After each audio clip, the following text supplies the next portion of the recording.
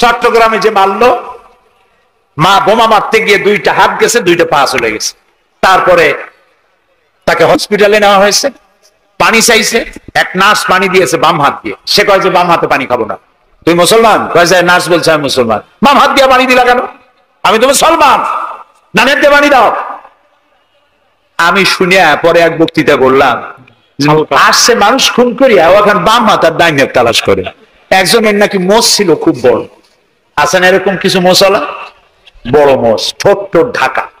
কিছু কবি বুদ্ধিজীবী, এরা কোন রকম বুদ্ধিজীবী হইতে চাইলে এরকম একটু মোষ টোষ বড় থাকা লাগে, চুল টুল 5-6 মাস কামায় না, এরকম একটা অবস্থা। আর মাথাটা ইন্টারন্যাশনাল এয়ারপোর্ট, চুল টুল নাই, স্টেডিয়ামের মতো, চতুর্দিকে কিছু দর্শক আছে, মাঝখানে খালি। তো এরকমের একজন মোষওয়ালা, ঘন মোষ, এত বেশি মোষ যে টর্চ মারিয়াও বোঝা যায় না যে লোকটা হাসে না কান্দে। ওই রকম এক মোষওয়ালা লোকের মদ খাওয়ার অভ্যাস ছিল। মদের গ্লাস বাম হাতে আর ডান হাত দিয়ে মোষগুলো উঁচু করিয়া বাম হাত দিয়ে মদ খাইতেছে বহুত কষ্ট করে। একজন জিজ্ঞেস করলো, ভাই তুমি মদ খাওয়াতে এত কষ্ট করতেছো কেন? ঢকঢক করে গিললেই তো হয়, মোষগুলো উঁচু করে এনেছো। কয় যে ভাই, হযরত ওলামায়ে কেরামের মুখে শুনছি পানি টানি কিছু খাইতে গেলে মোষ লাগলে মাকরুহ হয়। ও খাইতেছে মদ, ও মানুষ খুন করে আসছে, আর ও বলতেছে যে আমি বাম হাতে পানি খাবো না। বেটা তুই জাহান্নামে যাবি। আল্লাহ তাআলা বলেছেন, ওমান ইয়াকতুল মুমিনান মুতাআম্মিদান ফাজাযাউহু জাহান্নাম খালিদান ফিহা ওয়া গাদাবাল্লাহু আলাইহি ওয়া লানাহু ওয়া আ'আদ্দা লাহু আযাবান আযীম। আল্লাহ তাআলা বলেছেন, যে ব্যক্তি কোন মানুষ হত্যা করে, মুমিন হত্যা করে ইচ্ছে করে, তার একমাত্র শাস্তি হলো জাহান্নাম। কে বলতেছে? আল্লাহ তাআলা। জাহান্নাম এবং আল্লাহর লানত, এবং চিরকাল সে জাহান্নামে থাকবে। আল্লাহ তাআলা আরো বলছেন, ওমান কাতালা নাফসান বিগাইরি নাফসিন আও ফাসাদিন ফিল আরদ ফাকান্নামা কাতালান নাস জামিআ। যদি বিচারকরা বিচারের মাধ্যমে কাউকে মৃত্যুদণ্ড না দেয়, এরকম কোন মানুষকে কেউ যদি হত্যা করে, সে একটি মানুষ হত্যা করলো না, সেজন্য বিশ্বের সমগ্র মানব গোষ্ঠীকে হত্যা করলো। একটা মানুষ হত্যা করার অপরাধ হচ্ছে বিশ্বের সব মানুষ হত্যা করার সমান। ওমান আহিয়াহা, আর কেউ যদি একটি মানুষকে বেঁচে থাকার সুযোগ করে দিল, ফাকান্নামা আহিয়ান নাসা জামিআ, সেজন্য সারা পৃথিবীর মানুষগুলিকে বেঁচে থাকার জন্য সুযোগ করে দিল। ওয়াসাল্লু আন-নাসু বিন-নিয়াম। আর 3 নম্বরে, মানুষ যখন ঘুমায় থাকে তখন তুমি নামাজ পড়ো। কোন সময়? কোন তো? ও, তাও তো আপনারা জানেন, মধ্যরাতের পরে যখন মানুষেরা ঘুমায় থাকে তখন তুমি নামাজ পড়ো। এই রাত্রে কেন? কারণ মানুষের কাছে সব থেকে বড় ভালোবাসার সত্তাকে বলে আল্লাহ, তারপরে আল্লাহ রাসূল। এখন যাকে ভালোবাসি তার সাথে তো প্রেম করতে হবে। প্রেম কি নোটিশ দিয়া হয়? SMS করে আজকাল হয়। কিন্তু ভালোবাসা বিজ্ঞাপন দিয়ে হয় না, মাইকিং করে হয় না। ভালোবাসা হয় কিসে? কন্ত প্রেম কিসে হয়?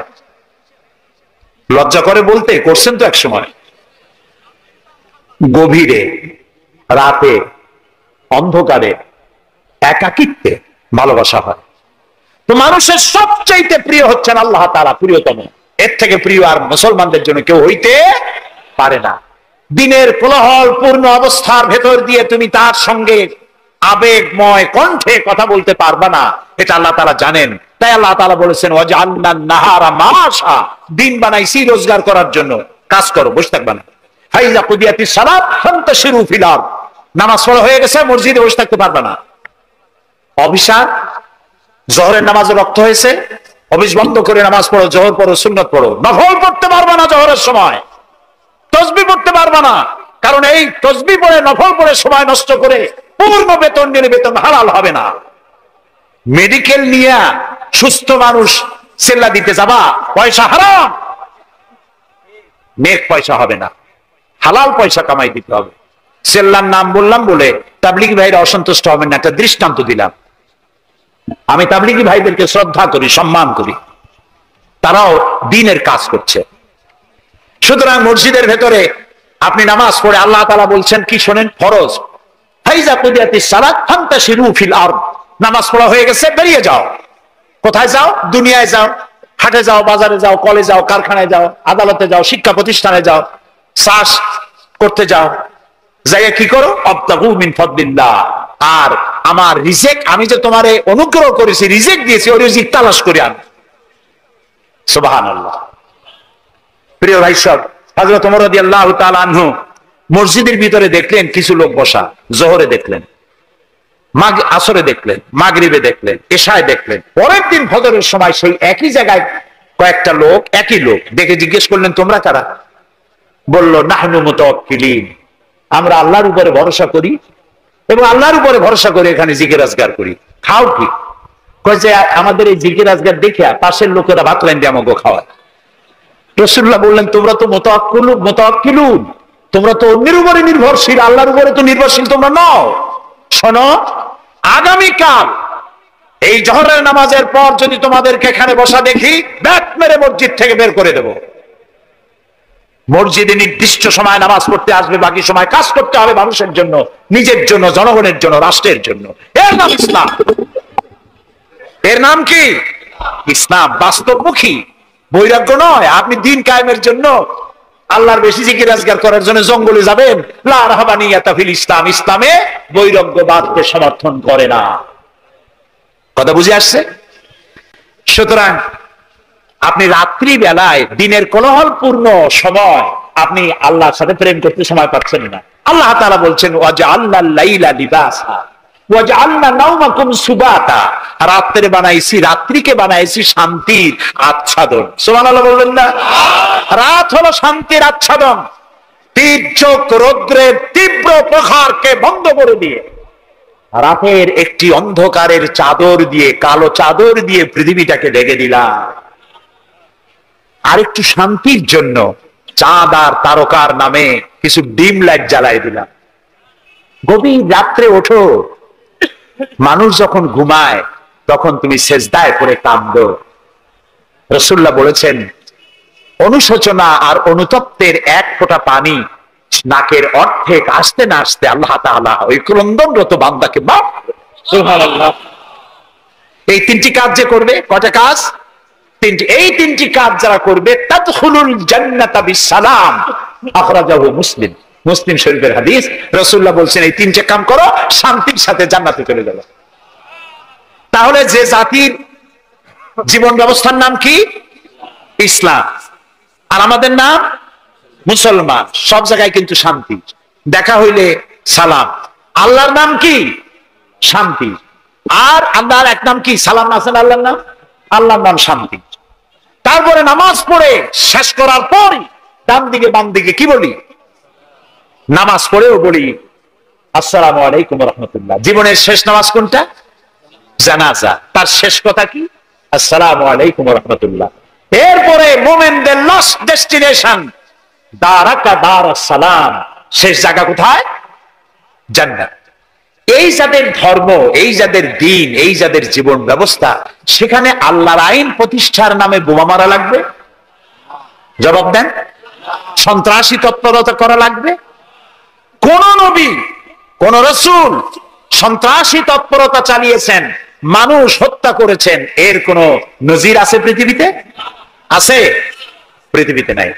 আপনারা বলতে পারেন, তাহলে রাসূলুল্লাহ যুদ্ধ করছিলেন কেন? নবী করিম সাল্লাল্লাহু আলাইহি ওয়াসাল্লাম যত যুদ্ধ করেছিলেন সব ছিল ডিফেন্সিভ, আত্মরক্ষামূলক। তিনি নিজে যুদ্ধ শুরু করেছেন, এর কোন নমুনা, একটি হাদিস পাওয়া যাবে না যে নবী করিম সাল্লাল্লাহু আলাইহি ওয়াসাল্লাম ক্ষমতা গ্রহণ করার পর সাহাবীদের রাতের বেলায় পাঠিয়ে দিয়েছেন, ওই গ্রাম আমার উপর ঈমান আনে নাই, বাড়ি শুদ্ধ জ্বালায় দাও, হত্যা করো, বলেছেন? সুবহানাল্লাহ। বন্দীরা এসেছে, বন্দীদেরকে তিনি শর্ত করেছেন, বন্দীদের খাবার দিয়েছেন, থাকার দিয়েছেন, আর বলেছেন কোন বন্দী যদি একটা নিরক্ষর লোককে অক্ষর জ্ঞান সম্পন্ন করাতে পারে, স্বাক্ষর দিতে পারে, এই জ্ঞানটুকু যদি দিতে পারে, এর বিনিময়ে তাকে মুক্তি দেওয়া হবে। আজকে আমেরিকা আমাদেরকে ভদ্রতা শেখায়, বন্দীদের সাথে তোমরা কি ব্যবহার করেছো? আল গরিব কয়েকখানায় কি অসভ্য বর্বরতা তোমরা করেছো, পৃথিবীর ইতিহাসকে ম্লান করে দিয়েছো, সভ্যতার মুখে কালিমা লেপন করেছো। আল গরিব কয়েকখানার তারা কি করেছে আমি ভাষা দিয়া ভদ্রলোকের সামনে তা উচ্চারণ করতে পারবো না।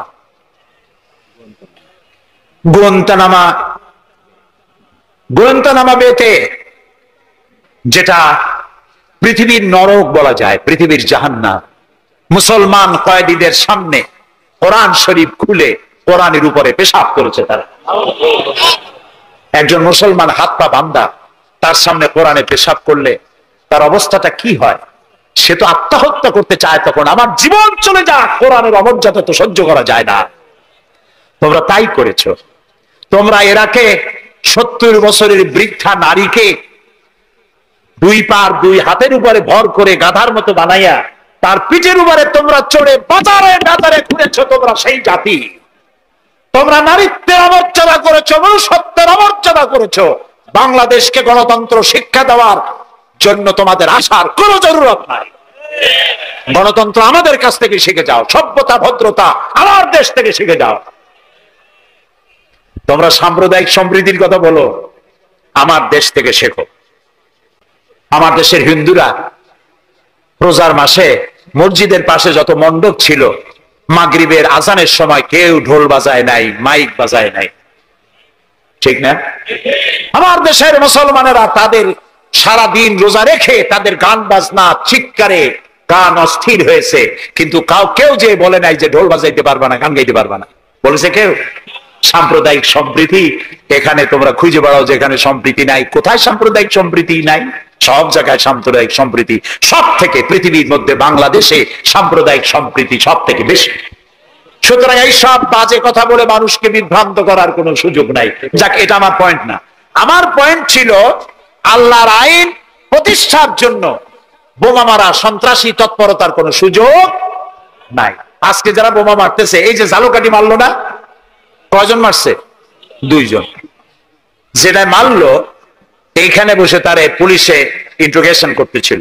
ইন্ট্রোগেট করার সময় তারে জিজ্ঞেস করলো তুমি মারলা কেন? কয় যে আমি আল্লাহর আইন প্রতিষ্ঠা করতে চাই, সে আল্লাহর আইনের বিরুদ্ধে অবস্থান নিয়েছে, বিচার করে, সেই জন্য তারে মারছি। আচ্ছা, বিচারকরা কি আইন তৈরি করে? জবাব না দিলে বুঝবো কি আমি? আপনারা সবাই শিক্ষিত, সিটি কর্পোরেশনের লোক, জবাব দিবেন ঠাস করে পুলিশের মতো। বিচারকরা আইন বানায়, তৈরি করা আইনের উপরে তারা ডিসিশন দেয়। এই যে আইনজীবী 2 জন 2 পাশে আমার বসে আছে, ওনারা যে পার্লামেন্টের মেম্বার,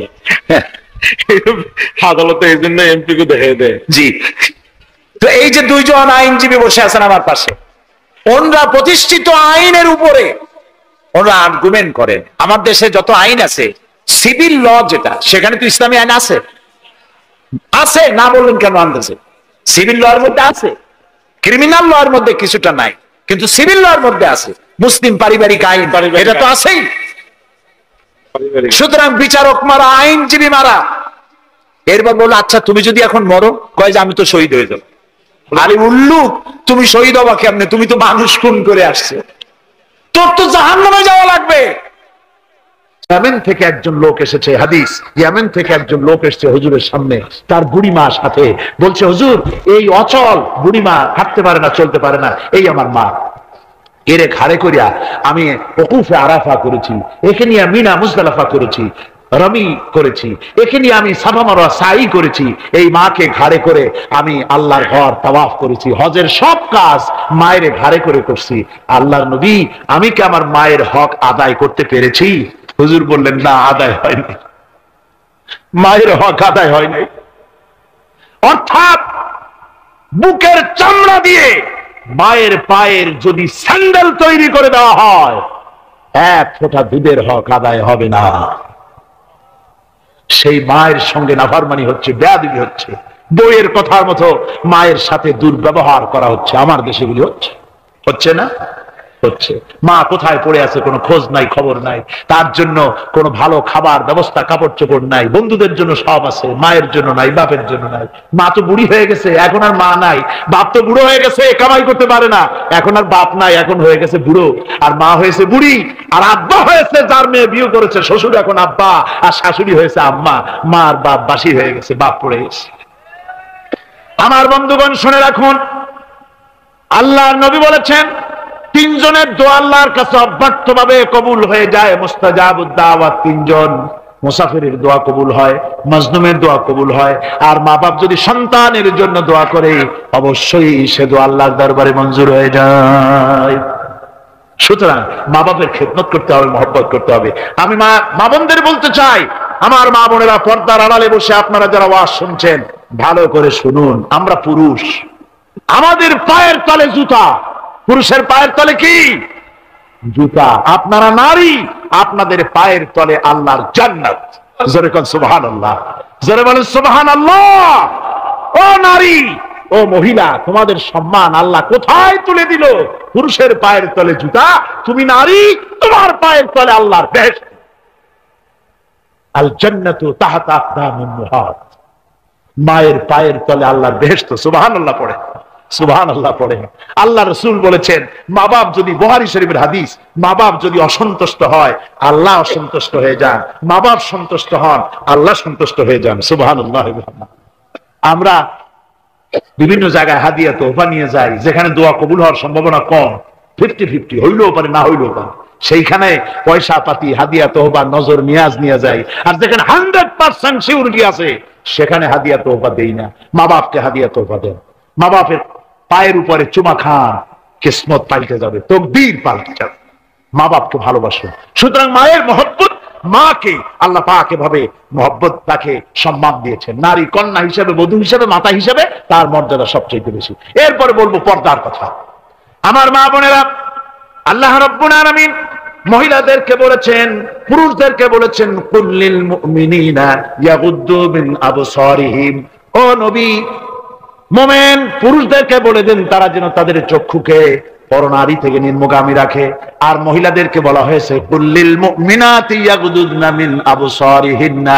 ও মুমিনা মহিলারা, তোমরা যেন তোমাদের চক্ষুকে পর পুরুষ থেকে যেন নিম্নগামী রাখো।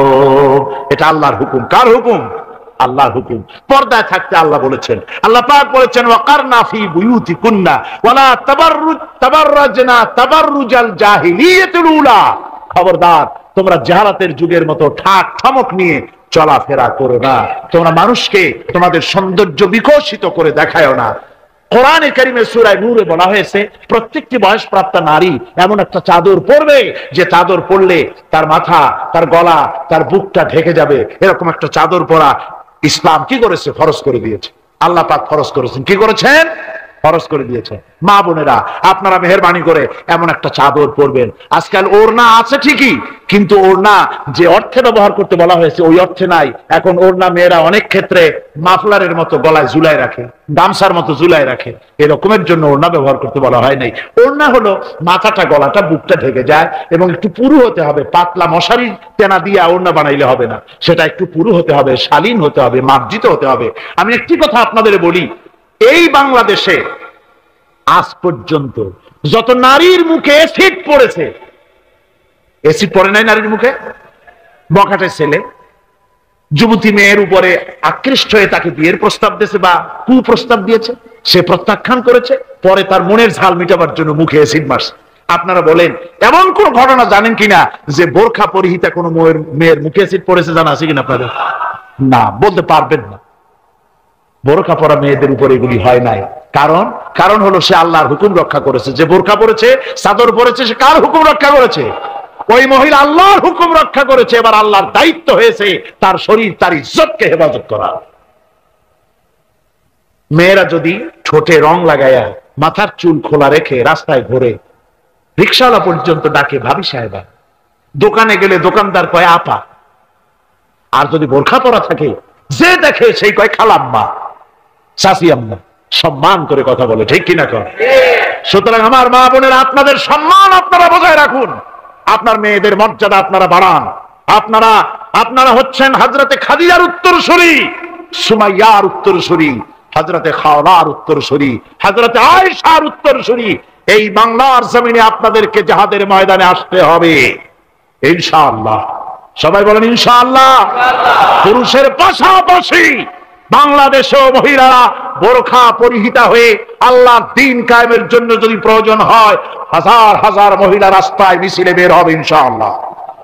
সময় আসতেছে, তরুণ যুবক মা বোন সবাইকে এই জিহাদে অংশগ্রহণ করতে হবে।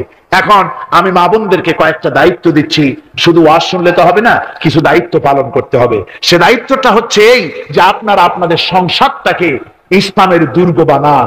সমাজে তো ইসলাম সব জায়গায় নাই, আপনার ঘরটাকে ইসলামের দুর্গ বানান। স্বামী স্ত্রীর আচরণে চলাফেরায় যেন সন্তানরা তৈরি হতে পারে, 1 নম্বর কথা। 2 নম্বরের কথা, সন্তানদেরকে ভালো নাম রাখুন। আজকাল কিন্তু ভালো নাম লুপ্ত হয়ে গেছে, এখন বাংলা নাম বেশি পছন্দ হচ্ছে, আরবি নাম বাদ। এখন বাংলা নাম কি? বাংলা নাম হচ্ছে আকাশ হোসেন, বাতাস আলী, তারপরে সাগর খাতুন, সৈকত বেগম ইত্যাদি, বিপুল, এইসব নাম হয়েছে এই বাংলা নাম। এর কোনো অর্থ নাই। বাংলা নাম আপনার সন্তানদেরকে রাখবেন না। মুসলমানরা নাম রাখবে আরবি নাম। কি নাম? আরবি নাম এবং অর্থবহ নাম। আলেমদের কাছে জিজ্ঞেস করে নাম রাখবেন। আরবি আন্দাজে রাখেন না।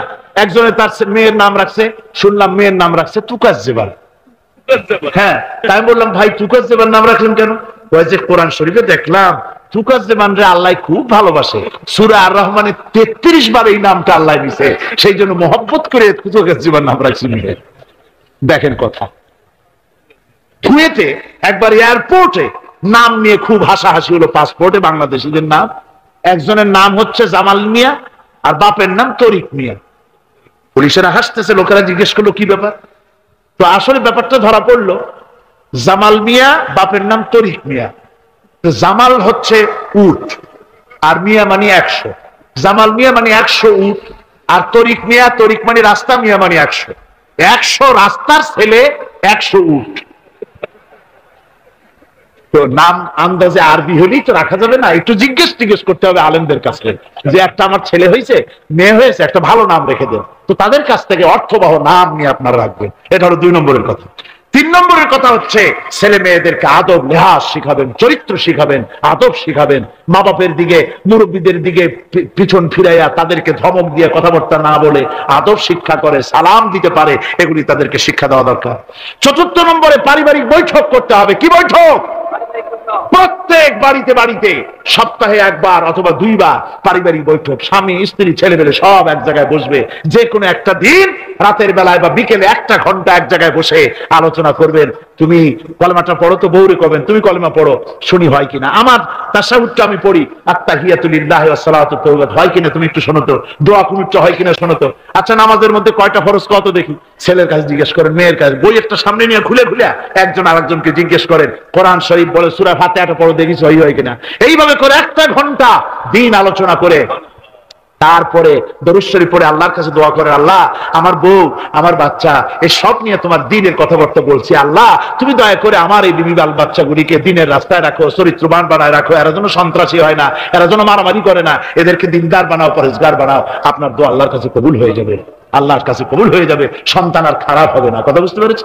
নির্বাচিত কলাম একটা বই লিখেছে, আমি ওই মহিলার নাম নিতে চাই না, আমার ঘৃণা করে। এই মহিলা লিখেছে যে রাসূলুল্লাহ বলেছেন পৃথিবীর সমস্ত জিনিস হচ্ছে ভোগের সামগ্রী, তার মধ্যে শ্রেষ্ঠ ভোগের সামগ্রী হচ্ছে নারী। নাউযুবিল্লাহি মিন যালিক, এমন কথা রাসূল বলেননি। রাসূল বলেছেন দুনিয়া কুল্লুহা মাতাউন ওয়া খায়রুল মাতাউদ দুনিয়া ইমরাতুস সালিহা। হুজুর বলেছেন পৃথিবীর সবকিছুই সম্পদ, এই সম্পদের মধ্যে শ্রেষ্ঠ সম্পদ হচ্ছে ন্যায়পরায়ণা নারী, সচ্চরিত্রা নারী, শ্রেষ্ঠ সম্পদ, নিয়ামত। আর সেইটারে বানাইছে ভোগের সামগ্রী। আয়াত হাদিস তার ইচ্ছে মতো ব্যাখ্যা করেছে। সে লিখেছে যে এতদিন পুরুষ নারীকে ধর্ষণ করেছে, নারীদের কি হলো? তোমরাও পুরুষ ধর্ষণ করো। নাউজুবিল্লাহ পড়ে। এ আবার সরকারি চাকরি করে, তারপরেও মুসলমান দেশে এই শয়তানের চাকরিও থাকে। নাউজুবিল্লাহ পড়ে। আশ্চর্য কথা। আমি জানতে পেরেছি এই মহিলা অনেকগুলি স্বামী কর্তৃক পরিত্যক্তা। সেই জন্য পুরুষের উপরে তার দারুণ ঘৃণা, পুরুষের উপরে তার দারুণ ঘৃণা, ধর্মের উপরে তার দারুণ ঘৃণা। সে এখন কমিউনিস্টদের একটা বাছাই করা একটা লাঠি, এটা দিয়ে কোরআন হাদিসের অপব্যাখ্যা করে করে এগুলি সে করে যাচ্ছে নির্বিঘ্নে। সরকার কোনো কথা বলছে না। সরকার যে কথা বলছে না, এর জবাব সরকারকে দিতে হবে, আল্লাহর কাছে দিতে হবে, কোনো সন্দেহ নাই। আল্লাহকে গালি দেওয়া হচ্ছে, নবীকে গালি দেওয়া হচ্ছে, রসুলকে গালি দেওয়া হচ্ছে, বেহেশতকে গালি দেওয়া হচ্ছে, অথচ সরকার একদম চুপচাপ। নাটকের মধ্যে আরবি পড়া নিষেধ করা হচ্ছে। আমি প্রথম দিন বলেছিলাম, কি জানি নাটকের নাম, বারান্দা। আচ্ছা যাই হোক, সেই নাটকের মধ্যে দেখানো হচ্ছে যে আলিফ বা তাসা পড়াচ্ছে মৌলবি একজন, হোক না, একটা হিন্দুর স্ত্রী, মুসলমান সে, কিন্তু বউ হিন্দু, সে হয়েছে নায়িকা। সে এসে বলছে এসব বন্ধ করো, ক খাবো। এই কথার জাস্টিফিকেশন হতো যদি ছেলেরা এ বি সি ডি পড়তে থাকতো, আর যদি বলা হতো সব বন্ধ কর, ক খাবো, এর একটা যৌক্তিকতা ছিল, ঠিক না? পড়তেছে আলিফ বা তাসা, সব বন্ধ কর, তার মানে কি? আলিফ বা তাসা হলো কোরআন, এর মানে কি? কোরআন। সুতরাং টেলিভিশনের মাধ্যমে কোরআনকে বন্ধ করার চেষ্টা চালাচ্ছে ভারতের গোলামেরা। সরকার চুপ করে থাকছে, সরকার নীরব। এর জবাব সরকারকে পেতে হবে, এড়াতে পারবে না। সুতরাং বলতেছিলাম, নারীর অধিকার প্রতিষ্ঠিত করেছে ইসলাম। কে করেছে? ইসলাম বলেছে মহারানার টাকা আদায় করে দাও। সেই মহারানার টাকা আদায় করা হলো না, এখন উল্টা, এখন মহারানা আদায় করে পুরুষেরা। সেটার নাম কি? যৌতুক। কন্যা পক্ষের কাছের থেকে যৌতুক নামে কৌতুক করে। ছেলে যখন ম্যাট্রিক পাস করে তখন ছেলের পিতা এতটুকুন হা করে, যখন বিএ পাস করে এতটা করে, যখন এমএ পাস করে ছেলের বাবা তখন হাঙ্গরের মতো এতটা হা করে। যত টাকা খরচ হয়েছে মেয়ের বাপের কাছ থেকে কড়ায় গন্ডায় উসুল করে নেবে। তারপরে ছেলে আর মেয়ের বিবাহ ঘটায় দেয়, মাঝখানে ওরা রেখি করে, হ্যাঁ, ঘটক। এই ঘটক ঘটকালি করে। অমুকের ছেলে ইঞ্জিনিয়ার, খুব ভালো ছেলে, দারুণ ভালো, বলে কত ভালো, থানায় খুব রিপোর্ট আছে, তাই দেখো, খুব ভালো ছেলে। তা কি লাগবে? কালার টেলিভিশন লাগবে 10টা, তারপরে পাজেরো জিপ লাগবে, 14 লক্ষ টাকা ক্যাশ লাগবে, আবুধাবিতে চাকরি লাগবে, ওয়াশিংটন ডিসিতে বাড়ি করে দেওয়া লাগবে। মানে মেয়ে জন্ম দিয়ে মেয়ের বাপ এমন পাপ করছে যে এটা চালাতে গিয়া ছেলের বাপেরে তার 14 গোষ্ঠীর স্বাদ মিটাই দিতে হবে। এমন ছোট লোক, এমনই ছোট লোক কন্যার পিতার কাছ থেকে চাইয়ে চাইয়ে আদায় করে নেয়। এর চাইতে ভিক্ষুক, এর চাইতে খয়রাতি, এর চাইতে ছোট লোক আর কেউ হতে লজ্জা করা উচিত, শরম করা উচিত, মনে করা উচিত ওই লোক তো তার কলিজার টুকরাটাই আমাকে দিয়ে দিচ্ছে। 16 বছর 20 বছর লালন পালন করে কলিজার টুকরা মেয়েটাই তো আমাকে দিয়ে দিচ্ছে, আবার টেলিভিশন চাই কেন? ঘটক যা কন্ট্রাক্ট করলো যদি তার থেকে কিছু কম হয়, বিয়া ভাঙ্গে যায়, তাহলে বোঝা গেল কি মেয়ে বিয়ে করলো না টেলিভিশন বিয়ে করলো? তাহলে মেয়েটে বাদ দিয়ে টেলিভিশন কিনে তাই নিয়ে ঘুমাও। নাউজুবিল্লাহ মিন যালিক। কপাল পোড়া মুসলমান। অমুসলমান, যৌতুক মুসলমানদের জন্য দাবি করে আদায় করে নেওয়া জায়েজ নাই। আপনারা আমাকে জবাব দেন, শূকরের মাংস খাওয়া মুসলমানের জন্য কি?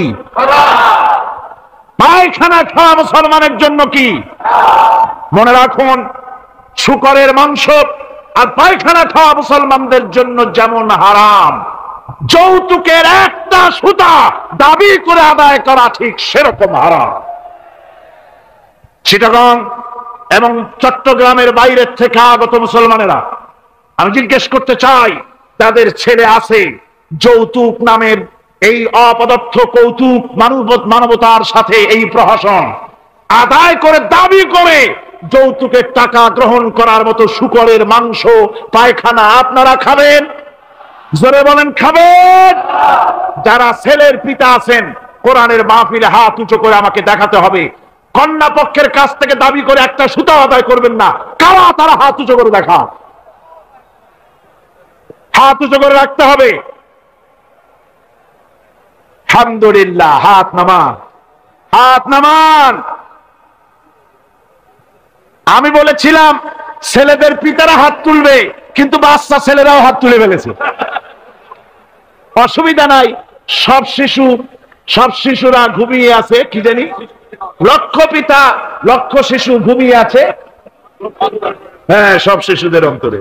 কাজে এই শিশুরাই একদিন পিতা হবে, তখন যেন আল্লাহ এই ওয়াদাটা তাদের মনে করায় দেন। জোরে করেন আমিন, জোরে বলেন আমিন। আপনাদের জানা মতে যদি যৌতুক কেউ আদায় করে টের পান, সালাম দিবেন না, তার সঙ্গে সামাজিক বয়কট করবেন, যেহেতু সে নারী নির্যাতনকারী। ঠিক কিনা বলেন? মা বোনেরা সম্মানের পাত্র, তাদেরকে বিয়ে করবেন সম্মান দিয়ে, আপনি টাকা দিয়ে বিয়ে করবেন, আপনাকে পয়সা দেওয়া হবে কেন? শ্বশুর যদি ইচ্ছে করে আপনাকে একটা কলম দেয়, শেরওয়ানি কাপড় দেয়, এই তো যথেষ্ট। আবার থালাবাটি ঘড়ি দিতে হবে, তুমি কি খয়রাতি? সম্মান থাকা উচিত, পার্সোনালিটি থাকা উচিত। শ্বশুরের টাকা দিয়ে বড়াই করবে, শ্বশুরের টাকা দিয়ে বাড়ি করবা, চাকরি করবা, লজ্জা করে না মুসলমান? নারী জাতির সম্মান আল্লাহ দিয়েছেন। কে দিয়েছেন? স্ত্রীকে রাসূলুল্লাহ কত ভালোবাসতেন। আল্লাহর নবী বলেছেন, আমার কাছে তিনটা জিনিস প্রিয়, একটা হচ্ছে সুগন্ধি, একটা হচ্ছে নামাজ, আর একটা হচ্ছে স্ত্রী। সুবহানাল্লাহ, স্ত্রী আমার কাছে প্রিয়।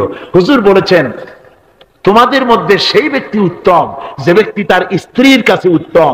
আমি আমার স্ত্রীদের কাছে উত্তম ব্যক্তি। সুবহানাল্লাহ।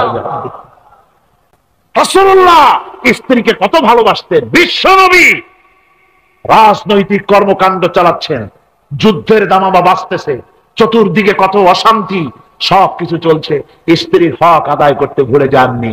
রাতের বেলায় হযরত আয়েশার বয়স কম, তাকে নিয়ে রাসূলুল্লাহ একটু সুযোগ পেয়েছেন, বলছেন, আয়েশা সব তো ঘুমিয়ে, চলো আমরা একটু দৌড়াই। ওই যে দূরে একটা জিনিস দেখা যায়, দৌড় দাও, দেখি কি আগে যায়। দুজনে দৌড় প্রতিযোগিতা করলেন। দৌড় প্রতিযোগিতায় হযরত আয়েশা ফার্স্ট হলেন, হুজুর পিছনে পড়ে গেলেন। হযরত আয়েশা খুব আনন্দ করলেন যে আপনি কিন্তু আমার সাথে দৌড়ে পারলেন। পরবর্তী কিছু কাল যাওয়ার পর হযরত আয়েশা বলেন, হুজুর আজকে আবার বললেন যে চলো আয়েশা একটু দৌড়াই। হযরত আয়েশা বলছেন যে সেদিনের তুলনায় আমার শরীর একটু, আমি মুটিয়ে গেছি, শরীরটি স্থূল হয়েছে। আমি আজকে দৌড়ালাম কিন্তু পারলাম না, রাসূল আগে চলে গেলেন। আমি হাঁপাতে হাঁপাতে যখন হুজুরের কাছে চলে গেছি, হুজুর তখন মুস্কি হেসে আমাকে বললেন, আয়েশা ওই সেই দিনের জবাব আজকে দিয়ে দিলাম। সুবহানাল্লাহ বিহামদিহি, সুবহানাল্লাহ বিহামদিহি। বিশ্ব নবী কত বড় আদর্শ বিশ্ব মানবতার জন্য। তিনি বলেছেন, আরাফাতের ময়দানে রাসূলুল্লাহ বলেছেন, তোমরা যেমন পড়বে তোমার স্ত্রীদেরকে তেমন পড়াবে, তোমরা যেমন খাবে তোমার স্ত্রীদেরকে তেমন খাওয়াবে। স্ট্যান্ডার্ড মেনটেন করবে। তুমি ভালো দামের কাপড় পরবে, স্ত্রীকে খারাপ দিবে তা নয়। অধিকার দুজনেরই সমান, স্বামী এবং স্ত্রী সমান অধিকার। কিন্তু আমরা তা বুঝতে পারি না, বুঝতে চাই না। আমরা অনেকে মনে করেছি বিয়ে যখন করছি তখন আমি তো নওয়াবজাদা নসরুল্লাহ খান, আর বউ তো কেনা দাসী। না, সে কিন্তু দাসী নয়, তার মর্যাদা আছে, তার সম্মান আছে, তার সম্মান আপনাকে দিতে হবে। রাসূলুল্লাহ দিয়েছেন, আপনাকেও দিতে হবে। রান্না বান্না হতে দেরি হয়, কত গালাগালি শুনতে হয় নারীকে। আল্লাহর নবীর স্ত্রী হযরত আয়েশা বলেছেন, আল্লাহর নবী কাজ করে, মানুষের সঙ্গে কথা বলে, রাষ্ট্রীয় দায়িত্ব পালন করে ঘরের ভিতরে এসে যখন দেখেছেন রান্না হতে দেরি আছে, রাসূলুল্লাহ বিরক্ত হন নাই, ভুরু কুঞ্চিত করেন নাই, চোখ মোটা করেন নাই, আমাকে কোনো কথা শোনার নাই, বরং আমার কাছে বসে রান্নায় আমাকে সহযোগিতা করেছেন। সুবহানাল্লাহ বিহামদিহি। এই হলো আল্লাহর রাসূল, এই হলো বিশ্ব নবী। স্ত্রীর সঙ্গে কি মহব্বত! সুবহানাল্লাহ বিহামদিহি। হুজুর মহব্বত করতেন স্ত্রীদেরকে, রাসূলুল্লাহর ঘরে দৌলত ছিল না, কিন্তু মোহব্বত দিয়ে ভরা ছিল ঘরটা। হুজুরের ঘরে ফ্রিজ নাই, এসি নাই, হুজুরের ঘরে কার্পেট নাই, হুজুরের ঘরের মধ্যে জাজির নাই, তোশক নাই, বড় বড় কম্বল নাই, আরামের কোন জিনিস নাই, মডার্ন ইকুইপমেন্টস কিচ্ছু নাই, দৌলত নাই, কিন্তু মোহব্বত দিয়ে ঘরটা ভরা। হযরত আয়েশা বলেছেন, আমি পানি পান করে গ্লাস রেখে দিতাম, আল্লাহর নবী তখন গ্লাসের সেই জায়গায় ঠোঁট লাগাতেন যেখানে আমি ঠোঁট লাগাইয়া পানি পান করেছি। আমি গোশত চিবোতাম, রাসূলুল্লাহ আমার হাত থেকে গোশত টুকরা নিয়া সেই জায়গায় চিবোতেন যেখানে আমি চিবোয়েছি। সুবহানাল্লাহ। আমার ভাইরা, রাসূল তার স্ত্রীদেরকে মহব্বত করতেন, স্ত্রীরাও রাসূলকে মহব্বত করতেন দারুণ ভাবে। একবার হযরত আয়েশা সিদ্দিকা রাদিয়াল্লাহু তাআলা আনহা হুজুরকে গোসল করাতেছিলেন, মাথার উপরে পানি ঢালতেছেন, হুজুর একটা চৌকির উপরে বা একটা তক্তার উপরে বসে আছেন। গোসলের পানির ভিতরে রাসূলুল্লাহ দেখতে পেলেন রক্তের মতো কি যেন প্রবাহিত হয়ে যাচ্ছে। হুজুর জিজ্ঞেস করেন, আয়েশা রে, পানির ভিতরে রক্তের মতো কি দেখা যায়? হযরত আয়েশা বলেন, হুজুর আপনি যখন বসেছিলেন অসতর্ক মুহূর্তে তক্তার নিচে আমার একটা আঙ্গুল পড়েছিল পায়ে, আঙ্গুলটা ফেটে বোধহয় রক্ত বেরোতেছে। রাসূলুল্লাহ তাড়াতাড়ি করে উঠলেন আর ওই আঙ্গুলকে ব্যান্ডেজ করে দিলেন। রাসূলুল্লাহ বললেন, আয়েশা রে, আঙ্গুল ফেটে গেছে, একটু আহাহু পর্যন্ত করলে না, এতক্ষণ তুমি কষ্ট করলে কেন? হযরত আয়েশা বলেন, ইয়া রাসূলুল্লাহ, ওটা তো একটা পায়ের আঙ্গুল, আয়েশার কলিজাটা ফেটে যদি রক্ত বেরোতো রাসূলুল্লাহকে উঠতে বলতে আমি পারতাম না। কি মহব্বত রাসূলের সাথে। হযরত আয়েশা বলেন, হুজুর সাল্লাল্লাহু আলাইহি ওয়াসাল্লাম স্ত্রীদেরকে এত ভালোবাসতেন, আমাদের ঘরে গোশত টোস্ত তেমন রান্না বান্না খুব কম হতো। গোশত রান্না হবে কি, মাসের পর মাস চলে গেছে রাসূলের বাড়িতে, হুজুর স্ত্রীরা বলেছেন আমাদের ঘরে চুলে আগুন জ্বলে নাই, একটু শুকনা রুটি, একটু শুকনা খেজুর আর একটু পানি খেয়ে আমাদের জীবন চলেছে, এরকমের অবস্থা হয়েছে। তারপরে এই অবস্থা চলেছে, এর মধ্যে যদি কখনো একটু গোশত আসছে, হুজুর যখন ছাগল ইত্যাদি ছাগল দুম্বা জবাও করেছে, এই দুম্বার গোশত নিয়ে, ছাগলের গোশত নিয়ে রাসূলুল্লাহ নিজে বেরোতেন। হযরত খাদিজার বান্ধবী কোথায় আছে খুঁজে ওই বান্ধবীর কাছে গোশত পৌঁছে দিয়ে আসতে। হযরত আয়েশা বলেন, একদিন আমার ঘুম ভেঙে গেল, দেখি হুজুর আমার কাছে নাই, গেলেন কোথায়?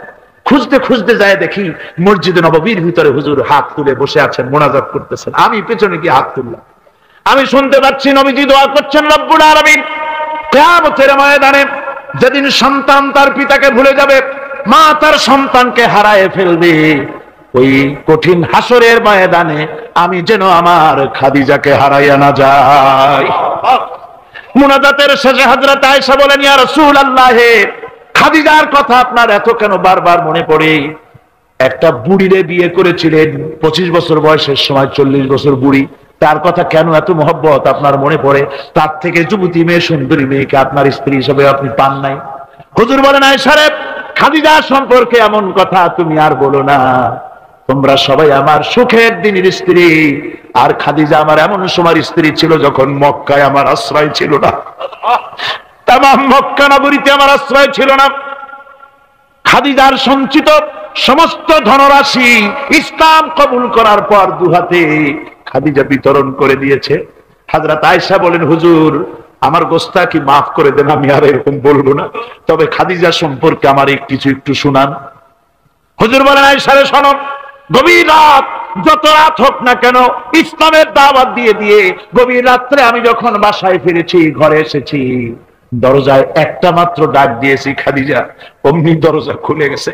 আমি জিজ্ঞেস করেছি, খাদিজা রে, যত রাত্রে আসলাম, যতবার আসলাম, একটা ডাকের বেশি লাগলো না, তুমি কি ঘুমাও না? হযরতে খাদিজা বলেছেন, ইয়া রাসূলুল্লাহ, আমার মনের ভিতরে ভয় থাকে, আল্লাহর রাসূল দ্বীনের খেদমতে বাইরে আছেন, আমি যদি আরামে বিছানায় ঘুমায় থাকি আর নবীজি দরজার কাছে দাঁড়ায় আমারে ডাকাডাকি করবেন, উঠতে যদি দেরি হয়ে যায় নবীজির সঙ্গে বেয়াদবি হয়ে যাবে, এই মনে করে আপনি না আসা পর্যন্ত দরজার সাথে পিঠ লাগাই আমি দাঁড়াইয়া দাঁড়াইয়া ঘুমাই। আমার ভাইরা, হযরতে খাদিজার ইজ্জত স্বয়ং আল্লাহ দিয়েছেন। কে দিয়েছেন? হাদিস শরীফে এসেছে, রাসূলুল্লাহ জাবালে নূরে বসা, গারে হেরার ভিতরে বসা, হযরতে জিবরাইল রাসূলুল্লাহর সঙ্গে কথা বলতেছেন। একটু পরে হযরতে জিবরাইল বলেন, ইয়া রাসূলুল্লাহ, আমি আর এখানে বসবো না, আমি এখন চলছি। আমি দেখতে পাচ্ছি খাদিজা আসতেছে আপনার জন্য খাবার নিয়ে। খাদিজা যখন আপনার কাছে পৌঁছে যাবে, আপনি খাদিজাকে শোনায় দিবেন আল্লাহ রাব্বুল আলামিন খাদিজাকে সালাম জানাইছে। সুবহানাল্লাহ। রাসূলুল্লাহর কাছে হযরতে খাদিজা যখন আসলেন, হুজুর বললেন, খাদিজা আজকে তোমার জন্য দারুণ সুখবর। বলে কি? বলে আল্লাহ পাক জিবরাইল কেমন উঠে গেল আমার কাছ থেকে, জিবরাইল বলে গেল আল্লাহ তোমাকে সালাম বলেছে। হযরত খাদিজা কেঁদে ফেললেন, বললেন ইয়া রাসূলুল্লাহ, আমার নারী জন্ম সার্থক, আল্লাহ আমাকে সালাম বলেছে, এর জবাব কেমনে দিতে হয় হুজুর আমি তো জানি না, আপনি আমার পক্ষ থেকে আল্লাহর সালাম কিভাবে দেওয়া লাগে আপনি দিয়ে দিন, আমি তো বুঝি না কেমনে আল্লাহর সালামের জবাব দেব। হুজুর বললেন, খাদিজা শুধু আল্লাহ নয়, জিবরাইলও তোমাকে সালাম বলে গেছে। হযরতে খাদিজা বললেন, হযরত জিবরাইলকে আমার সালামের জবাবটা ওয়া আলাইকুমুস সালাম বলেন। হযরত খাদিজার এই মর্যাদা ছিল। আমার ভাইরা, রাসূল পাক সাল্লাল্লাহু আলাইহি ওয়াসাল্লাম এভাবে মহব্বত করেছেন স্ত্রীদেরকে। সুতরাং স্বামী স্ত্রীর মহব্বত আল্লাহর জান্নাতি নিয়ামত। কি নিয়ামত? যে ঘরের মধ্যে স্বামী স্ত্রীর মধ্যে মিল মহব্বত আছে এটা বেহেশতের মতো, আর যেখানে মিল মহব্বত নাই এটা জাহান্নামের মতো। ঠিক কি? সুতরাং মহব্বত করুন, বেশি বেশি স্যাক্রিফাইস করুন, বেশি বেশি স্যাক্রিফাইস। নারীদের ব্যাপারে বলা হয়েছে, পুরুষকে বলা হয়েছে অধিকার আদায় করো, সব ব্যাপারে সমান অধিকার। কিন্তু নারীকে একটা ব্যাপারে বলা হয়েছে, নারী শোনো, পুরুষের মর্যাদা তোমার চাইতে আল্লাহ রাব্বুল আলামিন বেশি দিয়েছেন।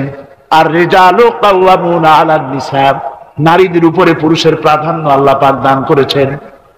একদিন একজন সাহাবী বলেছিলেন, ইয়া রাসূলুল্লাহ, জংলি উট দেখলাম আপনার পায়ের উপরে সেজদায় পড়ে গেল, আপনি যদি আমাদেরকে অনুমতি দিতেন না আপনাকে আমরা সেজদা করতাম। আল্লাহর নবী বললেন, মানুষ মানুষকে সেজদা করা এ পারমিশন যদি আমি দিতাম, তাহলে দুনিয়ার সমস্ত স্ত্রীদেরকে বলতাম তারা যেন তাদের স্বামীকে সেজদা দেয়। স্বামীর মর্যাদা এখানে বেশি।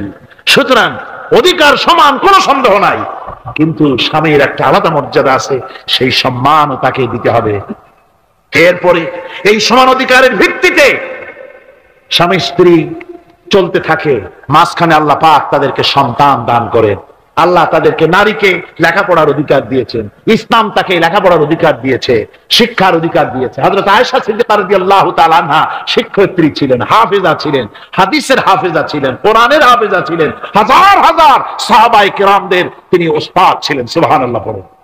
নারীদের ব্যাপারে অধিকাংশ মাসালা হযরত আয়েশা সিদ্দিকা রাদিয়াল্লাহু তাআলা আনহার অবদান। সুবহানাল্লাহ। নারী যুদ্ধ করেছে, যুদ্ধের ময়দানে নারীর অধিকার আছে।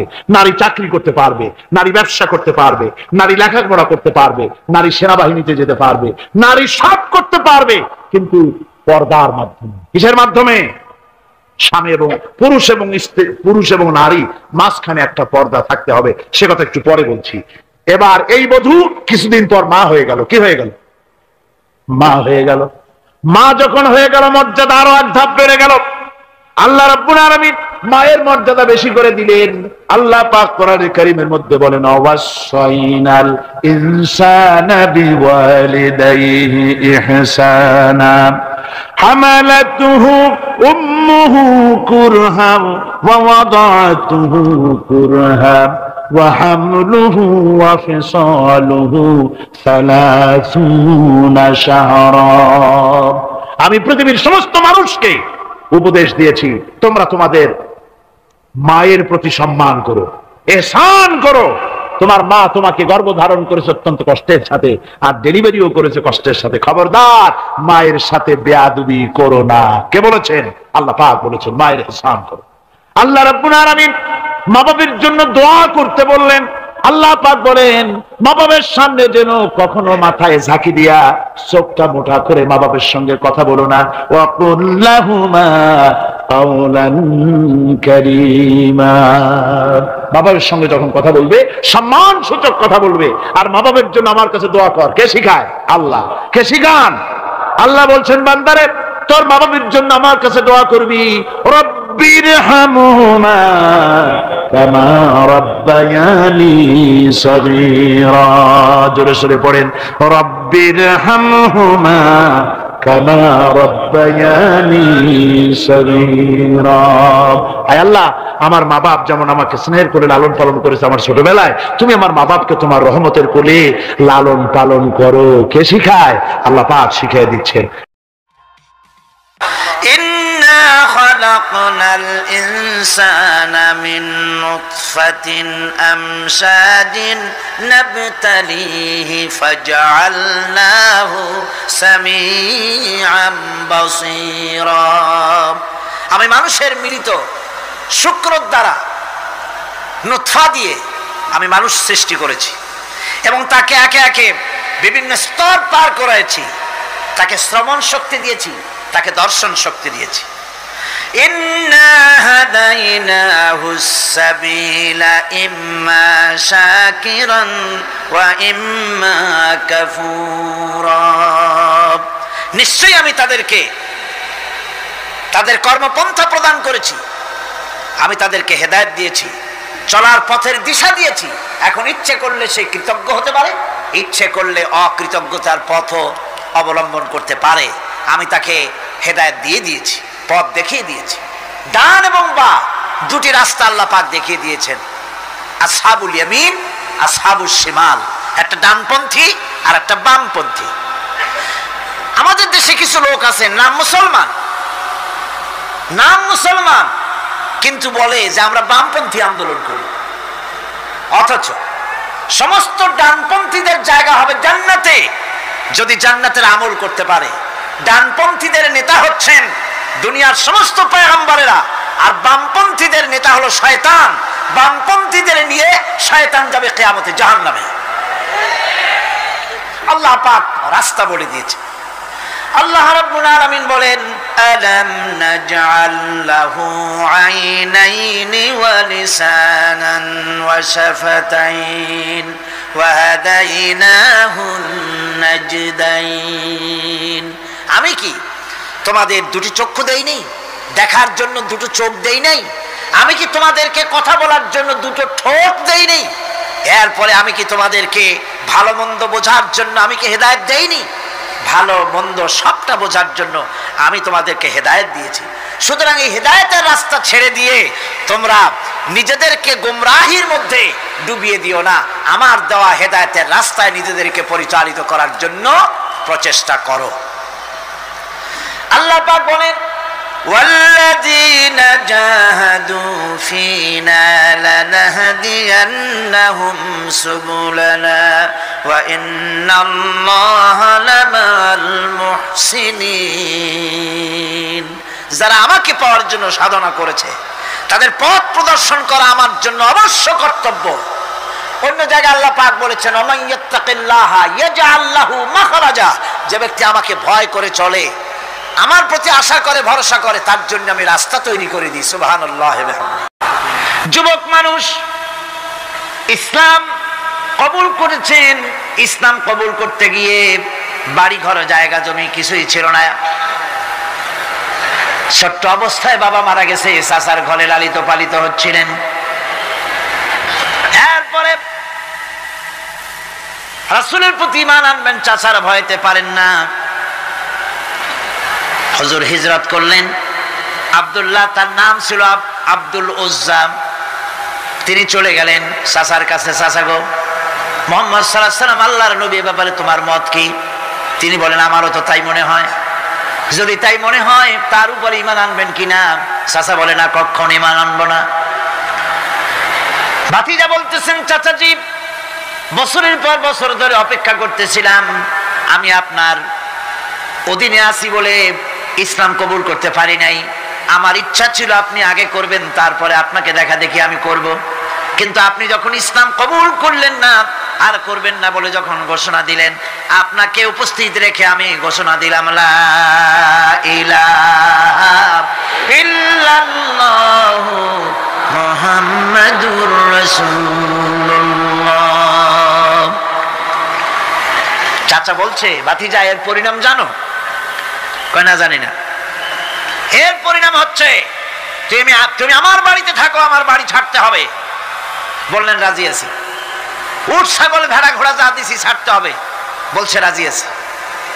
চাচা বলছে, শুধু তাই নয়, পরনে যে লুঙ্গি আছে, গায়ে যে জামা আছে, তা আমার পয়সার লুঙ্গি জামা ছাড়তে হবে। ভাতিজা বলছে ইমানের জন্য যা চাও সব ছাড়িয়ে দেব। জামা লুঙ্গি খুলে ফেলে দিয়ে দিলেন। হাদিস। তিনি চলে গেলেন মায়ের কাছে ওই অবস্থায়। মা এই যুবক ছেলেকে উলঙ্গ অবস্থায় দেখে 2 হাত দিয়ে নিজের চোখ চেপে ধরেছেন। বাবা, তোমার এই অবস্থা কেন? ছেলে বলছেন, মা, ঈমান আনার কারণে আমার এই অবস্থা হয়েছে। মা বলে, বাবারে কি চাও আমার কাছে? আব্দুল উজ্জা বলছে, মা কিচ্ছু চাই না, একটুখানি কাপড় আমারে দাও, আমি বিশ্ব নবী মুহাম্মদ সাল্লাল্লাহু আলাইহি ওয়াসাল্লামের খেদমতে যেতে চাই। মায়ের কাছে পুরানা কম্বল ছিল, কম্বলটা তিনি দিয়ে দিলেন। হযরতে এখনো তো সে মুসলমান হয়নি, ওই কম্বলটা ছিঁড়ে নিয়ে 2 টুকরা করে কম্বলটা পরলেন, আদাটা তাতে করে হাঁটু ঢাকে না, আর একটা কোন রকম গায়ে দিলেন। এরপরে হেঁটে হেঁটে কষ্ট করে মদিনায় চলে গেলেন। মসজিদে নববীর ভিতরে ঢুকে দরজার কাছে বসা বিশ্বনবী জনাবে মুহাম্মদ রাসূলুল্লাহ সাল্লাল্লাহু আলাইহি ওয়াসাল্লাম মসজিদে নববীতে, যুবক, হাঁটুর উপরে কাপড়, মাথার চুল উস্কো খুস্কো চেহারা, ক্ষুধার্ত চেহারা। হুজুর জিজ্ঞেস করছেন, তুমি কে? তিনি বললেন, আমার নাম আব্দুল উজ্জা। তোমার এই অবস্থা কেন? তিনি বললেন, হুজুর ঈমান আনার জন্য বাড়ি ঘর জায়গা জমিন উট বাছুর সব হারাইছি, এমনকি পরনের লুঙ্গিও আমারে দেয় নাই, মায়ের কম্বলটা ছিঁড়ে এনেছি। নবীজি আসহাবে সুফফার ভিতরে তাকে বসতে দিলেন, তাকে থাকতে দিলেন, আর বললেন তারে কোরআন শরীফ শিখাবা। আব্দুল উজ্জাকে হুজুর বললেন, তোমার নাম উজ্জা নয়, তোমার নাম আব্দুল্লাহ। হাদিস শরীফে এসেছে আল্লাহর কাছে 2টা নাম বেশি প্রিয়, একটা হচ্ছে আব্দুল্লাহ আর একটা হচ্ছে আব্দুর রহমান। মুসলমান হলেন। এরপরে আসহাবে সুফফার মধ্যে বসে আছেন, কোরআন শরীফ জোরে জোরে তেলাওয়াত করেন। আসহাবে সুফফা রাসূলের কাছে নালিশ করলেন, অভিযোগ করলেন, হুজুর এই আব্দুল্লাহর কোরআন শরীফ এত জোরে পড়ে, তার চিল্লানির জ্বালায় আমরা বিশ্রাম করতে পারি না। নবীজি বললেন, সাহাবীরা আব্দুল্লাহকে বেশি করে চিল্লাইতে দাও, বাধা দিও না, কারণ তার ঈমান বড় দামের ঈমান হয়েছে, ঈমান আনতে গিয়ে কিছু আনতে পারে নাই, তাকে বাধা দিও না, প্রাণ ভরে চিল্লাইতে দাও, জোরে জোরে পড়তে দাও। ইতিমধ্যে তাবুকের যুদ্ধের জনদামামা বেজে উঠেছে। রোমান সৈন্যরা হুজুরের সঙ্গে যুদ্ধ করবে, জিহাদ করবে, ইসলামকে পরাজিত করার জন্য তারা আক্রমণের প্রস্তুতি নিল। নবীজি রোমানদের সঙ্গে লড়াই হবে বলে সাহাবায়ে কেরামদের কাছে সাহায্য চাইলেন, যার কাছে যা আছে অস্ত্রপাতি জমা করো, টাকা দাও, পয়সা দাও। সবাই মিলে দিতে লাগলেন। দিতে দিতে মহিলারা গলার হার, নাকের ফুল, কানের দুল হুজুরের সামনে স্তূপ হয়ে গেছে, টাকা কড়ি সোনা দানা সব শুদ্ধ। হুজুর বলছেন, সাহাবীরা সবাই তো সব জিনিস দিলে, আমার আবু বকর রে দেখি না কেন? হযরত আবু বকর রাদিয়াল্লাহু তাআলা আনহু একটা পিলারের আড়ালে দাঁড়ানো ছিলেন। হুজুরের ডাক শুনে তিনি আসলেন, হাতে ছোট্ট একটা থলি, চোখে পানি। থলিটা হুজুরের হাতে তুলে দিলেন। হুজুর থলি ছাড়লেন, দেখা গেল কয়েকটা দিরহাম আর কয়েক কেজি গম, আর কিছু নাই। হুজুর তাকালেন, দেখছেন আবু বকর রাদিয়াল্লাহু তাআলা আনহুর চোখের পানিতে দাড়ি ভিজে ভিজে পড়তেছে। হুজুর বললেন, আমার সাহাবীরা আজ তোমরা সকলে মিলে যে দান করেছো, সেই দানের তুলনায় আবু বকর যে দান করেছে আল্লাহ রাব্বুল আলামিনের কাছে তা বেশি মূল্য হয়েছে। মনের মধ্যে অনেকের প্রশ্ন জাগলো, কেমন করে তা হলো? আমরা এত এত দিলাম। হুজুর জিজ্ঞেস করলেন, ও সাহাবী তুমি কত দিয়েছো, বাড়ি কত আছে? তিনি বললেন, এত দিছি, এত আছে। তুমি কত দিয়েছো, কত রেখে এসেছো? প্রত্যেকে এরকম বলল। হযরতে ওসমান, হযরতে ওমর, হযরতে আলী রিদওয়ানুল্লাহ তাআলা আলাইহিম আজমাইন, তারাও বললেন, অর্ধেক এনেছি, অর্ধেক থুয়ে আসছি, 2 ভাগ এনেছি, 1 ভাগ রেখে আসছি। সব শেষে নবীজি হযরত আবু বকর রাদিয়াল্লাহু তাআলা আনহুকে প্রশ্ন করলেন, আবু বকর তুমি কি এনেছো আর বাড়ি কি রেখে এসেছো? হযরত আবু বকর বলেন, ইয়া রাসূলুল্লাহ, ইয়া হাবিবাল্লাহ, আমার বাড়িতে জাগতিক সম্পদ বলতে যা বুঝায় সবটুকু এনে নবীজির কদম মোবারকে দান করে দিয়েছি।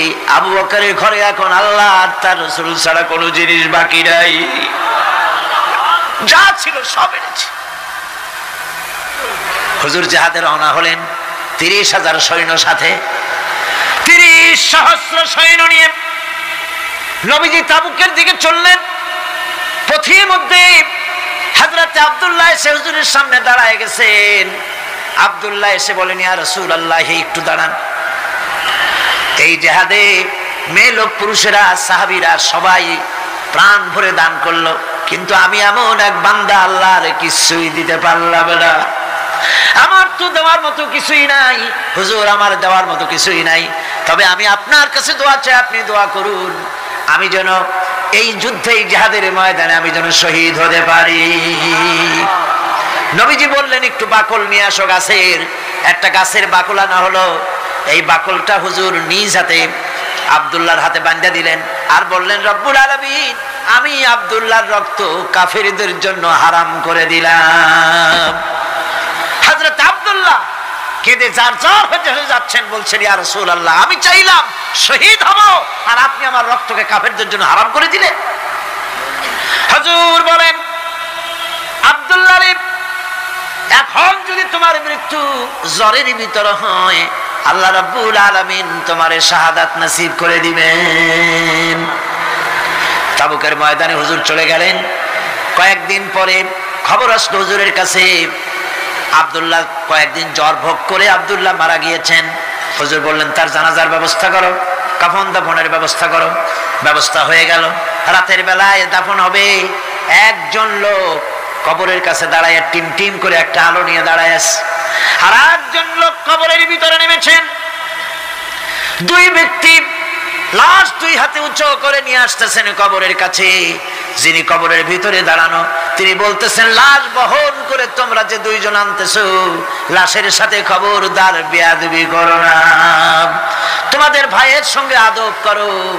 এই বলে কবরের ভিতরে যিনি দাঁড়িয়েছিলেন তিনি লাশটারে ধরলেন।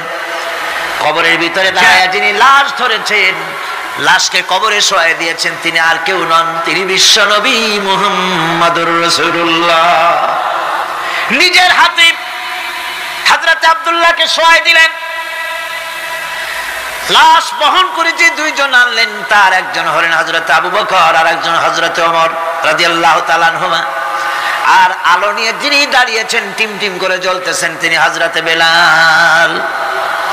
কবরের ভিতরে হযরত আব্দুল্লাহকে শুইয়ে দিয়ে উপরে মাটি দিয়ে নবীজি কবরের দুই দিকে হাত দিয়া আল্লাহ রাব্বুল আলামিনের দরবারে ফরিয়াদ তুললেন, রব্বুল আলামিন, আমি আজকে সন্ধ্যা পর্যন্ত এই আব্দুল্লাহর প্রতি রাজি ছিলাম, খুশি ছিলাম। আল্লাহ গো, তুমি আব্দুল্লাহর প্রতি রাজি হয়ে যাও। হযরত ইবনে মাসউদ রাদিয়াল্লাহু তাআলা আনহু পাশে দাঁড়ানো ছিলেন। চিৎকার দিয়ে কেঁদে কেঁদে বললেন, আয় আল্লাহ তাআলা, এই কবরের ভিতরে আজকে আব্দুল্লাহ লাশটা না হইয়া যদি আমার লাশ হতো, আমার ভাগ্যটা খুলে যেত। শহীদের মর্যাদা আল্লাহ পাকের কাছে সব থেকে বেশি। এই শহীদের পথ নিয়ামত প্রাপ্তদের পথ। যারা নিয়ামত পেয়েছে পৃথিবীতে, নবীজিন, সিদ্দিকিন, শুহাদা, এরাই হচ্ছেন নিয়ামত প্রাপ্ত। আল্লাহর রাস্তায় জীবন দেওয়ায় যে মজা, পৃথিবীতে আর কোনো কিছুতে সেই মজা নাই। হযরত ওমর রাদিয়াল্লাহু তাআলা আনহু দোয়া করতেন, আল্লাহুম্মা রযুকনি শাহাদাতান ফি সাবিলিক ওয়াজআল মাউতি ফি বালাদি রাসূলিক। আয় আল্লাহ, তুমি আমাকে শাহাদাতের মত আমাকে দান করো। শাহাদাতের তামান্না প্রত্যেকটি মুসলমানের ভেতরে থাকতে হবে। শহীদ হওয়া যাবে ইসলামের জন্য। সময় হয়তো আসতে পারে, হয়তো এমন সময় আসতে পারে যখন কোরআনের মর্যাদাকে টিকে রাখার জন্য, সুন্নতে নববীকে টিকে রাখার জন্য জান দেওয়া লাগতে পারে। তখন কি আপনারা জীবন দিতে পারবেন?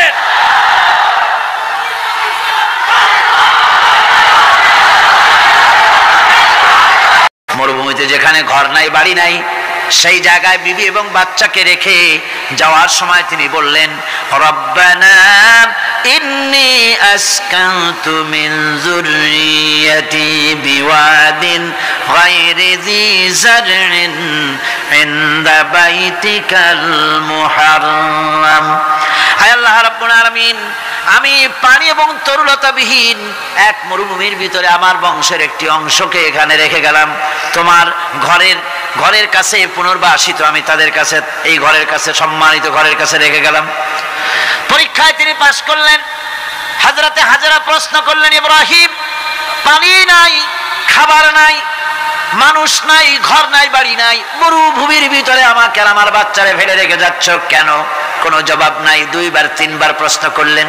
এরপরে তিনি আবার প্রশ্ন করলেন, বললেন, ইব্রাহিম, এটা কি আল্লাহর হুকুম নাকি? হযরত ইব্রাহিম আলাইহিস সালাম নিজের কলিজার টুকরা সন্তান আর বিবিকে রেখে যেতেছেন ভারাক্রান্ত মন নিয়ে। তিনি আকাশের দিকে আঙ্গুল উঁচু করে দেখালেন। হযরত হাজেরা বুঝলেন ইনি তো আল্লাহর পয়গম্বর, আমার কোন অপরাধে এভাবে ফেলে যাওয়ার কথা নয়। তিনি বুঝলেন এটা আল্লাহর হুকুম। হযরতে হাজেরা বললেন, ইব্রাহিম রে, নিশ্চিন্ত মনে বাড়ি ফিরে যাও, আমার মনে কোনো চিন্তা নাই, কোনো পেরেশানি আর এখন নাই। আল্লাহর হুকুমেই যদি আমাকে মরুভূমির ভিতরে ফেলে যেয়ে থাকো, তাহলে আমি ওই আল্লাহর প্রতি এতটা ভরসা রাখি যে এই মরুভূমির ভিতরে জল পানি শূন্য, খাদ্য শূন্য জায়গায় আমি আমার বাচ্চাকে আল্লাহ রব্বুল আলামিন না খাওয়াইয়া মারবেন না। দ্বিতীয় পরীক্ষায় পাশ করল। 3 নম্বরে পরীক্ষা হলো, সন্তান বড় হয়ে গেছে, বুদ্ধি হয়েছে, দৌড়াতে পারে। আল্লাহ রাব্বুল আলামিন হুকুম করলেন, ছেলেকে জবাহ করো। কত বড় আগুনের পরীক্ষা! কোরআন শরীফ বলছে, হযরত ইব্রাহিম আলাইহিস সালাম নিজের ছেলেকে ডেকে নিয়ে বললেন, ইয়া বুনাইয়া ইন্নী আরা ফিল মানামি আন্নী আযবাহুক ফানজুর মাযা তারা। হে আমার কলিজার টুকরা সন্তান, আমি স্বপ্নে দেখেছি যেন আমি তোমাকে জবাহ করতেছি, তোমার রায় কি, তোমার মত কি, আমারে শোনাও। ছেলে পয়গম্বর, ছেলে তার জবাবে বললেন, ইয়া আবাতি ফাআল মা তু'মার সাতাজিদুনি ইনশাআল্লাহু মিনাস সাবিরিন। হে আমার আব্বাজান, আপনি যে ব্যাপারে স্বপ্নের ভিতরে আদিষ্ট হয়েছেন আপনি তা কার্যকরী করুন। আমাকে এতটুকু অধৈর্যের মধ্যে পাবেন না, আমাকে ধৈর্যশীলদের মধ্যে পাবেন। আমারে আপনি আল্লাহর হুকুম পালন করেন। আল্লাহ পাক শোনাচ্ছেন, ফালাম্মা আসলামা ওয়া তাল্লাহু লিল জাবিন। পিতা পুত্র দুজনই রাজি হয়ে গেল। পিতা তার ছেলেকে কাঁধ করে গলার উপরে ছুরি ধরেছেন। আল্লাহ রাব্বুল আলামিন ইসমাইল জবাহ হোক এটা আল্লাহ চান নাই, আল্লাহ চেয়েছেন পরীক্ষা করতে। পরীক্ষায় ইব্রাহিম পাশ হয়ে গেলেন। আল্লাহ পাক বলছেন, ওয়ানাদাইনাহু আইয়া ইব্রাহিম قد صدقت الرؤيا إنا كذلك نجزي المحسنين। আমি ইব্রাহিমকে ডেকে বললাম, ইব্রাহিম, তুমি তোমার স্বপ্নকে বাস্তবে রূপ দিয়েছো, আর এভাবেই করি আমি মুহসিনদেরকে পুরস্কৃত করে থাকি। সাইদি সাহেবের কণ্ঠে ইমান জাগানো এক বাণী। সময়ের স্রোতে অনেক কিছু হারিয়ে গেলেও আল্লাহর পথে ঢাকা এই কণ্ঠ আজও মানুষের অন্তর কাঁপিয়ে তোলে। এই ওয়াজ যদি আপনাদের অন্তর ছুঁয়ে যায়, তবে দয়া করে ভিডিওটি শেয়ার করুন, যেন আপনার মাধ্যমে আরেকটি হৃদয় আল্লাহর দিকে ফিরিয়ে আনা যায়। সাইদি সাহেবের জন্য দোয়া করুন, যেন আল্লাহ তাকে জান্নাতের উচ্চ মাকাম দান করেন, আমিন। আর আপনি যদি চান আমরা যেন এরকম আরও পুরনো ভিডিও আপলোড করতে পারি, দুর্লভ ওয়াজ আপনাদের সাথে তুলে ধরতে পারি, তবে কমেন্টে অবশ্যই জানাবেন। সবাইকে আগাম ঈদের শুভেচ্ছা। ঈদ মুবারক। আসসালামু আলাইকুম ওয়া রাহমাতুল্লাহ।